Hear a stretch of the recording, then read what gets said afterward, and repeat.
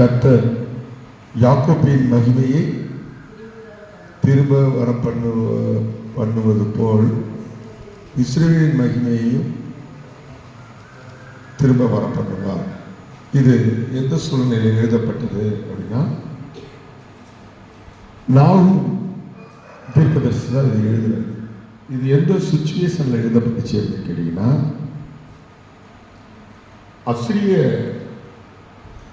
ராஜாக்கள் இஸ்ரவேல் நாட்டை என்ன பண்றாங்க, அடிமைப்படுத்தி வச்சிருக்கிறாங்க. இது கிறிஸ்து பிறப்பதற்கு 700 ஆண்டுகளுக்கு முன்பாக இது என்ன பண்ணியிருக்கு, நடந்திருக்கு. இந்த அசிரியர்கள்ட்ட நம்ம மக்கள் மாட்டிக்கிட்டு படாத பாடுபடுறாங்க. அப்ப படும்போது இவர்களுக்கு ஒரு நம்பிக்கை இல்லாமல் போய்விடுகிறது. இனி இந்த உலகத்தில் நம்ம வாழ்வோமா, நம்ம இனம் வாழுமா, நம்ம தாய் தப்பம் பிள்ளைகள்லாம் வாழ்வாங்களா அப்படின்னு ஒரு வேதனை, ஒரு கஷ்டம் வரும்போது இந்த வாக்குத்தத்தத்தை அந்த மக்களுக்கு தராது. இவங்களுக்கு சுத்தமாக நம்பிக்கை எல்லாம் போச்சு. இனி நம்ம இந்த உலகத்தில் நாமும் வாழப் போவதில்லை, நம்முடைய பிள்ளைகளும் இனி இந்த உலகத்தில் வாழப் போவதில்லை. நம்ம இந்த கர்த்தரை நம்பி எல்லாமே வேஸ்ட்டு. நம்ம குடும்பம் இந்த உலகத்தை அழிஞ்சு போகுது, நம்ம பிள்ளைகள் அழிஞ்சு போகிறாங்க, நம்ம நாடு அழிஞ்சு போகுது.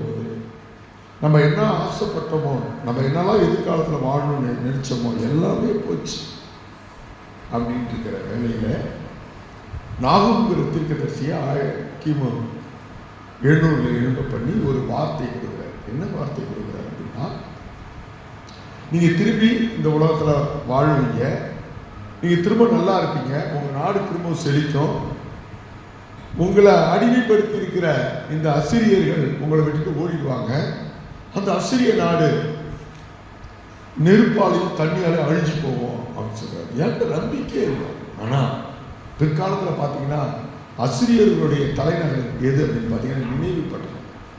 அந்த நினைவு பட்டணம் எப்படி அழிஞ்சு போச்சு அப்படின்னு பார்த்தீங்கன்னா, தண்ணீராலும் நெருப்பாலும் அழிஞ்சு போச்சு.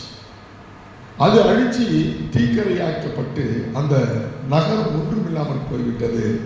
ஆனால் இன்றோ இஸ்ரவேல் தேசம் ஆசீர்வதிக்கப்பட்ட தேசமாய், இந்த உலகத்தில் எத்தனை மதங்கள், எத்தனை கடவுள்கள், எத்தனை ஜாதிகள், எத்தனை இனங்கள் இருந்தாலும், அத்தனை இனங்கள், அத்தனை ஜாதிகள், அத்தனை நாடு, அத்தனை மொழிகள், அத்தனை இன மக்களை விட இன்றைக்கு இஸ்ரவேல் நாடு வளர்ந்தோங்கி எல்லா ஆசீர்வாதத்தோடும் இருப்பதற்கு காரணம் இந்த நாகும் தீர்க்கதரிசி அன்றைக்கு சொன்னதுதான்.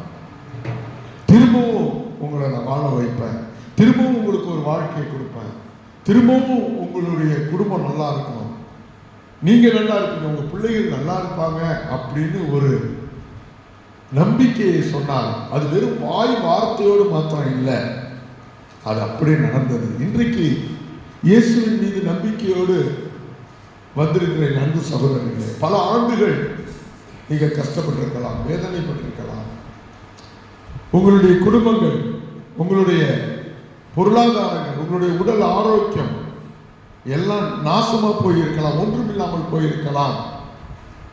ஆனால் இன்றைக்கு ஆண்டவர் சொல்றார், நீங்க திரும்பவும் கட்டப்படுவீர்கள், திரும்பவும் உங்க வாழ்க்கை சீர்படும், திரும்பவும் எதெல்லாம் இழந்தீங்களோ அதையெல்லாம் நீங்கள் பெற்றுக்கொள்வீர்கள், உங்கள் பிள்ளைகள் பெற்றுக்கொள்வார்கள்.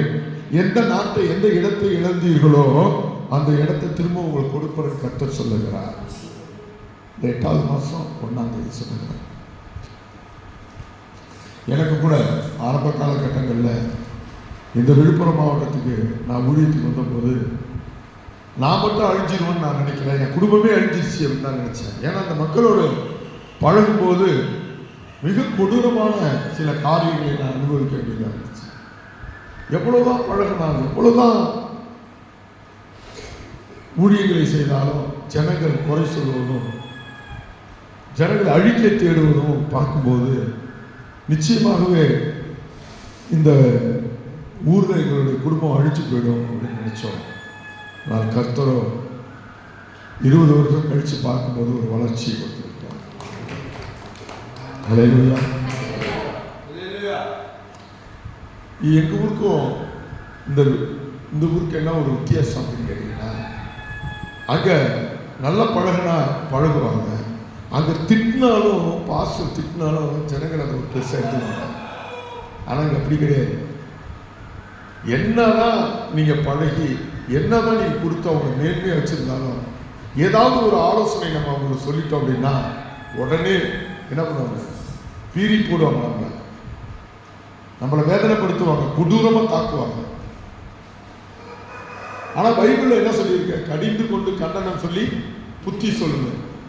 உங்களை புகழ்ந்துக்கிட்டே இருந்தா சிரிச்சுக்கிட்டே இருக்கீங்க, நல்லா பழகிட்டே இருக்கு. ஒரே ஒரு ஆலோசனை சொல்லி போயிட்டாங்க, கடிந்து கொண்டு ஆலோசனை அப்படியே முழு பகையை பகைச்சு என்னை அழிக்க தேடுற மனிதர்கள் விசுவாசிகள் இருக்கிறாங்க. இவர்கள் மத்தியில் வாழ்க்கையை நடத்த முடியுமா, ஊழியத்தை நடத்த முடியுமா, குடும்பத்தை நடத்த முடியுமா அப்படின்னு பார்த்தா எங்கள் ஊர் பாஸ்டர்லாம் எங்களை நாயை திட்டுவாங்க. நாய் திங்கிறது போல டக்குனு திங்குன்னு சொல்லுவாங்க. சமயத்தில் நேரடியாக கடித்து கொள்ளுவாங்க. எங்களை பிள்ளைகளை அடிப்பாங்க பாஸ்டருங்க. ஆனால் உங்கள்கிட்ட அதெல்லாம் முடியுமா? முடியாது. எவ்வளோதான் நீங்கள் ஜெபிக்கிறவங்களா இருந்தாலும், எவ்வளோதான் வேதம் வாசிக்கிறவங்க இருந்தாலும், ஏதாவது ஒரு ஆலோசனை சொன்னால் உடனே என்ன பண்ணுவீங்க, பீறிக்கிட்டு முகத்தை சுழிச்சுக்கிட்டு சண்டை போடுற மாதிரி வருவீங்க. இது இங்கே இயற்கையான ஒன்று, எல்லாத்தையும் உள்ளதுதான். யாரும் இதுக்கு எல்லாரும் சொல்ல முடியாது. ஒருத்தர் 2 பேர் திட்டினாலும் எது பீறி போடுறது இல்லை. ஆனால் மற்றவங்களுக்குலாம் லேசாக ஒரு ஆலோசனை சொன்னால் போதும், பீறி போட்டுருவாங்க நம்மளை. அப்போ நான் நினச்சேன், இந்த விழுப்புரம் மாவட்டத்தில் நம்ம சந்ததி இதோடு ஒழிஞ்சு போச்சு, ஊழியமும் ஒழிஞ்சு போச்சு, ஜனங்கள்கிட்ட நம்ம செத்து தான் போகிறோம். ஆனால் கர்த்தரும் நமக்கு துணை செய்து இந்த நாள் வரைக்கும் நம்ம சபையை உங்களையும் வாழ வைக்கிறார். அல்லேலூயா. உங்களையும் சேர்த்து தான் சொல்கிறேன், நீங்களும் இந்த ஜனங்க மத்தியில் வாழ்றது ரொம்ப சிரமம். ஆனால் வாழ்ந்துட்டு இருக்கீங்க. எப்படி கடவுள் இருந்தால் உங்களால் வாழ முடியுமா? இந்த ஜனங்க மத்தியில் எல்லாத்துக்கும் செய்வன சூனியம், ஒரு சண்டை, வெறுப்பு, வேதனை, மன்னிக்கிற தன்மைங்கிறதே கிடையாது. அப்படிதான் நான் இது வரைக்கும் நம்ம சபையில் விசுவாசிகளை பார்த்ததில்லை. பழிக்கு பழி, திட்டுக்கு திட்டு, ஒம்புக்கு ஒம்பு, சண்டைக்கு சண்டை, அப்படிதான் ஓடிக்கிட்டு இருக்குது. யாரையும் ஜெபிக்கிறவங்க, யாரையும் கொடுக்குறவங்க, யாரையும் உபவாசிக்கிறவங்க, யாரையும் வேதத்தை வாசிக்கிறவங்க யாரையும் என்ன பண்ண முடியல, நம்ப முடியல. குணங்கள் ஜெபிக்கிறவங்களுக்கும் ஒரே குணம் தான், ஜெபிக்காதவங்களுக்கும் ஒரே குணம் தான் இன்றைக்கு பார்க்கும்போது நம்மளுடைய சபைகளிலே. ஆனாலும் உங்களை ஆண்டவர் என்ன பண்ணுறாரு, இன்றைய நாள் வரைக்கும் இந்த ஜனங்க மத்தியில் ஒரு சிலராகி உங்களை இன்னைக்கு நல்லா வச்சிருக்கிறாரு. இவர்கள்லாம் எப்படி தாண்டி நீங்கள் வந்தீங்க அப்படின்னு நீங்கள் யோசிச்சு பாருங்க. ஒரு முறை பிசாசை விட்டுருங்க, பேயை விட்டுருங்க, இந்த ஜனங்கள்கிட்டேருந்து நீங்கள் எப்படி தாண்டி வந்தீங்க அப்படின்னு யோசிச்சு பார்த்தீங்கன்னா அதுவே பெரிய ஒரு அற்புதம் தான். அல்லேலூயா. உங்கள் சொந்தக்காரங்கள்டேருந்து, உங்கள் புருஷன்டேருந்து, உங்கள் பிள்ளைகள்டேருந்து நீங்கள் இந்த பரிசுத்த வாழ்வதற்கு, இந்த சர்ச்சுக்கு வர்றதுக்கு, ஜெபம் பண்ணுறதுக்கு, கொடுப்பதற்கு நீங்கள் எவ்வளோ கஷ்டப்பட்டீங்கன்னு உங்களுக்கு தான் தெரியும்.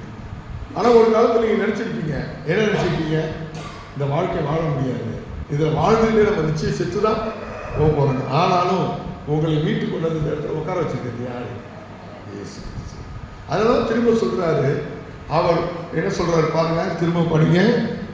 கர்த்தர் யாக்கோபின் மகிமையை திரும்ப வர பண்ணுவது போல் இஸ்ரவேலின் மகிமையையும் திரும்ப. இந்த இஸ்ரவேல் யாக்கோப்பு யாரானா யூதாவையும் இஸ்ரவேலையும் குறிக்குது. இந்த வடக்கு 2 பிரிவாக இருக்கிற இந்த தேசத்தை, இந்த மாநிலங்களை குறித்து ஒரு தீர்க்கதரிசனம் சொல்லும்போது அவர் சொல்றார், மகிமையை திரும்ப வர பண்ணுவார். இந்த மகிமை எங்கே இருந்துச்சு அப்படின்னு சொன்னீங்கன்னா ஏதேன் தோட்டத்தில் இருந்துச்சு. அங்கதான் அவர்கள் சிறந்தவர்களாக இருந்தாங்க, ஒரு எதிரிகள் இல்லாமல் இருந்தாங்க, மகிமை உள்ளவர்களாக இருந்தாங்க. அந்த மகிமையை திரும்ப உங்களுக்கு என்ன பண்ணிருக்கார், ஆண்டவர் கொடுத்திருக்கிறார்.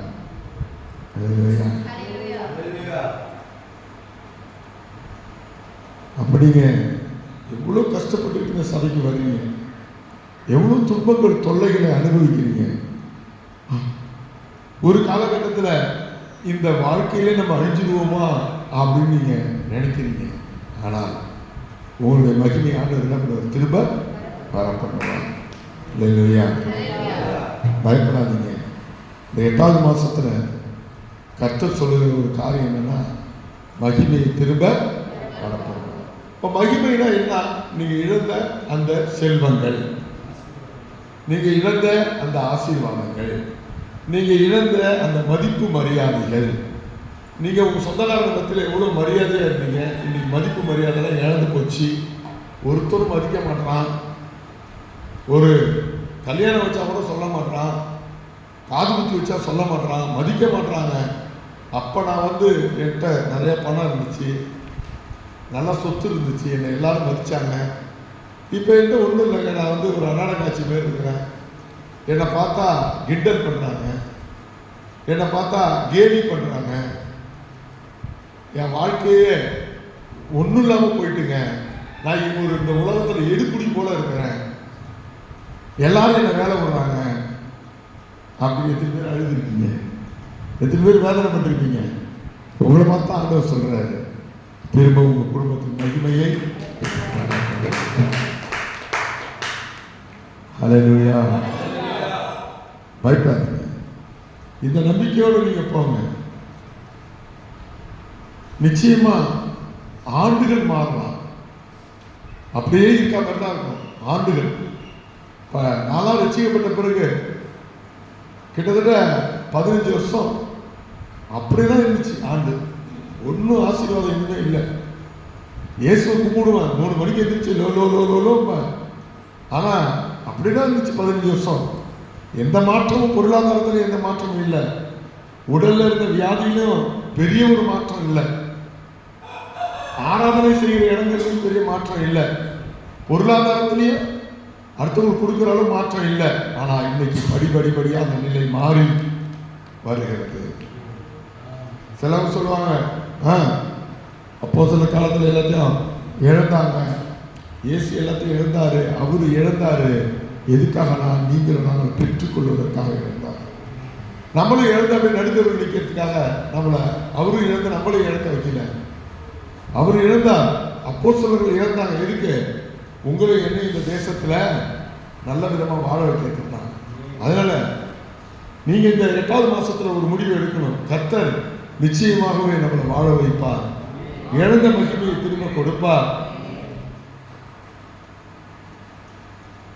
நிறைய விஷயத்துல நீங்க ஏமாந்து போயிருக்கீங்க. இன்னைக்கு நான் காலையில ஒரு வசனம் ஒன்று வாசித்தேன். இனிப்பாவும் பழகாத, கசப்பாவும் பழகாத. இனிப்பா பழகினீங்கன்னா உங்களை ஏமாற்றுவாங்க, கசப்பா பழம் தான் உங்களுக்கு இருப்பாங்க.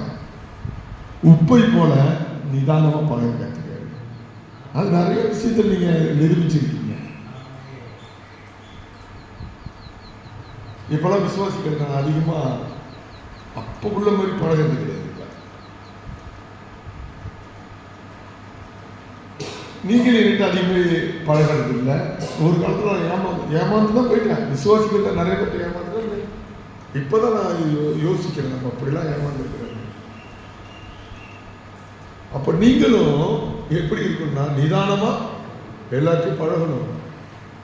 போய் அப்படியே சரி நல்லது செய்யணும் போய் அப்படியே போய் விழுந்துடக்கூடாது விசுவாசிக்கிட்ட, அல்லது சொந்தக்காரங்கள்ட்ட போய் விழுந்துடக்கூடாது, அல்லது நண்பர்கள்ட்ட போய் விழுந்துடக்கூடாது. விசேஷித்தமாக பொம்பளை பிள்ளைகள்கிட்ட ரொம்ப எச்சரிக்கையாக இருக்கணும். ஆண்கள், ரட்சிக்கப்பட்ட பெண்களை நான் சொல்ல, ரட்சிக்கப்படாதவர்களை சொல்ல. அதனால ரொம்ப ஜாக்கிரதையா நாம் என்ன பண்ணோம், இருக்க வேண்டும். அல்லேலூயா. அப்போ ஒரு டிஸ்டன்ஸ் கீப் அப் பண்ணும். நிச்சயமாகவே நீங்க இழந்ததை கர்த்தர் தருவார். அதுதான் சொல்றாரு. அசிரியர்களை பார்த்தீங்கன்னா கொடுமையானவங்க. அசிரியர்கள் பார்த்தீங்கன்னா ஜனத்தொகையில பெருத்தவங்க. அசிரியர்கள்ட்ட பெரிய பெரிய ஆயுதங்கள் இருந்துச்சு. ஆனால் நடந்தது என்ன? அந்த நினைவே பட்டணத்தில் அவங்க அழிஞ்சு போனாங்க. வானத்திலிருந்து அக்னி இறங்கிச்சு, பூமியிலிருந்து தண்ணி வந்துச்சு, நிரப்பி இன்னைக்கு அசிரியர்கள்ங்கிற ஒரு ஜாதியே இல்லாமல் அழிஞ்சு போச்சு. அப்படிதான் உங்களுக்கு எதிரியா இருக்கிறவங்க பெரிய பணக்காரங்களா இருக்கலாம், அல்லது உங்களுக்கு எதிரியானவங்க ஜனம் நிறைய கூட்டமா இருக்கலாம். உங்களை அழிக்க வர்றவங்க உங்களோட பலசாலியா இருக்கலாம். ஆனா இன்னைக்கு ஆண்டவர் என்ன சொல்றாரு, அவங்க மத்தியில் உங்களை மகிமைப்படுத்துவாங்க. இது பொய் வார்த்தை கிடையாது. கிட்டத்தட்ட 2700 ஆண்டுகளுக்கு பிறகு இன்னைக்கு நம்ம படிக்கிறோம். உண்மையா பொய்யா? உண்மை தானே? அது போலதான் நீங்க வாழ்வீங்க. நீங்க நாசமாக போக மாட்டீங்க, நீங்க வேதனைப்பட்டு போக மாட்டீங்க, உங்க குடும்பம் செதறி போவாது. உங்க சொந்தக்காரங்க மத்தியில உங்களால வாழ முடியலையே நீங்க நினைக்கலாம். ஆனா ஒரு காலம் வரும், நிச்சயமா உங்களை மகிமை